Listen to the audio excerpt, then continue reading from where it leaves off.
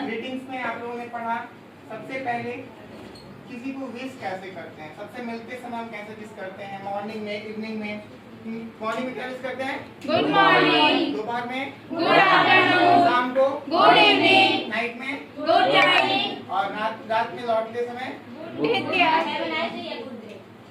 रात में good night, sweet dream, sweet dream, take care. और दिन में हैव अ नाइस डे। समझ में आ गया आप लोगों को? Any problem? No sir. चलिए अब आते हैं हम लोग का दूसरा, एक सबसे बेहतरीन, एक सबसे सुंदर क्लासेस आपको कल पढ़ाया गया। क्या? ग्रामेटिकली अगर बात की जाए उसे हम प्रेजेंट क्या बोलते हैं, कंटीन्यूअस टेंस कहते हैं। और ग्रामर में की भाषा में उसको कहा जाए तो जो कंटीन्यूअसली काम होता रहता है, जो काम कंटीन्यूअसली होता रहता है, उसके लिए हम इज एम आर का प्रयोग करते हैं और उसे प्रेजेंट कंटीन्यूअस टेंस के रूप में यूज करते हैं। क्या करते हैं? अगर टेंस के रूप में बात करें तो किसी को टेंस पढ़ा रहे हैं आप लोग तो आप प्रॉपर पढ़ा सकते हैं कि जिसके अंत में चुका है, चुकी है, ऐसे वर्ड्स आए उसे हम प्रेजेंट कंटीन्यूअस कहते हैं। रहा है, रही है, जो है उसे प्रेजेंट कंटीन्यूअस कहते हैं। जैसे मैं खा रहा हूँ, वो खेल रही है, मैं सो रहा हूँ, वो सो रही है। तो ऐसे जो भी वर्ड्स हम बोलते हैं उसके लिए हम प्रेजेंट कंटीन्यूअस टेंस का यूज करते हैं। टेंस का प्रॉपर तरीका ये होता है कि हम अपने साथ यानी आई के साथ एम का प्रयोग करेंगे, यू के साथ आर का प्रयोग करेंगे और किसी भी थर्ड पर्सन के साथ इज का प्रयोग करेंगे। समझ ना? उसके बाद इसको जैसे प्रॉपरली जो हमारा एक्शन वर्ब है यानी वर्ब है उसके अंत में आईएनजी का प्रयोग करेंगे। जैसे हम खेल रहे हैं तो जब भी हम कभी भी अपने आप के बारे में बात करें, हम लोगों के बारे में बात करें, हम लोग के लिए क्या करेंगे?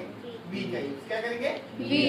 तो जब भी कभी ऐसे वर्ड्स का यूज हो, मैं खेल रहा हूँ, हम खेल रहे हैं, वो सो रहा है, जब भी ऐसी बातें हो, पापा न्यूज़पेपर पढ़ रहे हैं तो इसके लिए इज एम आर का प्रयोग करते हैं। और इज एम आर में उसमें अंत में जैसे पापा न्यूज़पेपर पढ़ रहे हैं, पापा न्यूज़पेपर पढ़ रहे हैं, इसको बताना हो तो माय फादर इज, क्या बोलेंगे? My father is. रीड में आईएनजी लगाएंगे, reading newspaper. My father is reading newspaper. My father is reading newspaper. My father is reading newspaper. समझ आ गया? तो ये प्रॉपर कल का क्लास था। उसमें अगर अपने बारे में बताना हो तो आई एम, सबसे पहले अपने आप को आम बोलेंगे, आई और एम मिला के आम बोलते हैं। आम रीडिंग न्यूज़पेपर। मैं पेपर पढ़ रहा हूँ, I'm reading newspaper। समझ ना? तुम पेपर पढ़ रहे हो, यू के साथ क्या लाएंगे? I। और यू आर रीडिंग न्यूज़पेपर। समझ में आ गया?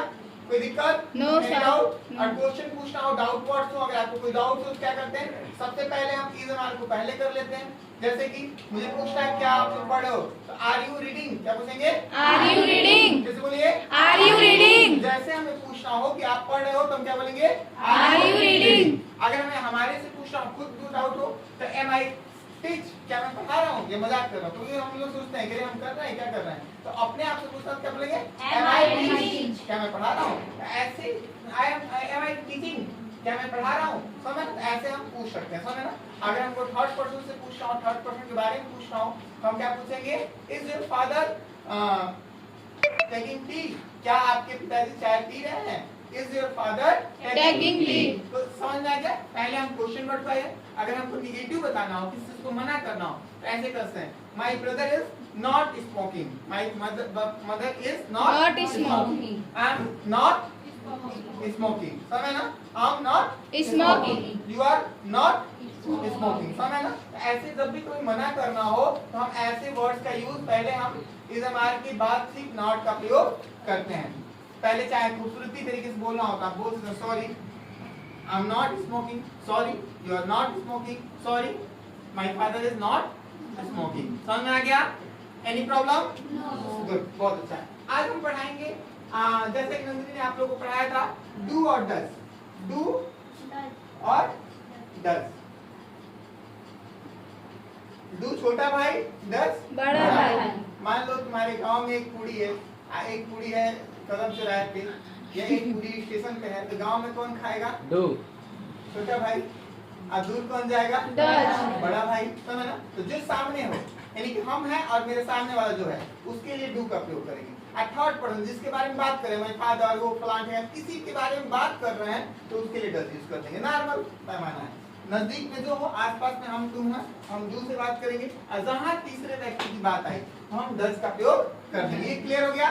Cut and clear? डज का प्रयोग कहाँ करना है, डू का प्रयोग कहाँ करना है। अब आते हैं, पहले डज को छोड़ देते हैं। पहले तो हम लोग कुछ भी हो अपने लिए पहले सोचते हैं, बात के लिए दूसरी बात आगे पहले अपने खुदेंगे, फिर बचाने की सोचेंगे।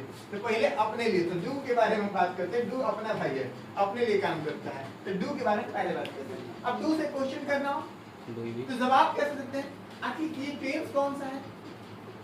कभी भी हमारे पास कितने हैं, मतलब कि इसको बनाना है मुझे, ये कौन से टेंस में आ रहा है, ये क्या चीज है, डू का प्रयोग किस लिए करते हैं। तो डू का प्रयोग हम जो काम हमेशा करते रहते हैं, समझ में ना, जो काम हम हमेशा करते रहते हैं। प्रेजेंट इंडेफिनिट टेंस, इसको क्या बोलते हैं, प्रेजेंट इंडेफिनिट टेंस। जब जो काम हम हमेशा करते रहते हैं, पहले भी करते थे आज भी कर रहे हैं, जो काम हमेशा होता रहता है उसके लिए प्रेजेंट इंडेफिनिट टेंस का प्रयोग करते हैं। जो क्या काम हम हमेशा करते हैं, सोते हमेशा है, खाते हमेशा है, रोते हमेशा है, स्कूल जाते हैं, पढ़ते हैं, मार्केट जाते हैं, खाना बनाते हैं, ऐसे बहुत सारे काम है जो डेली यूज में हम लोग करते हैं।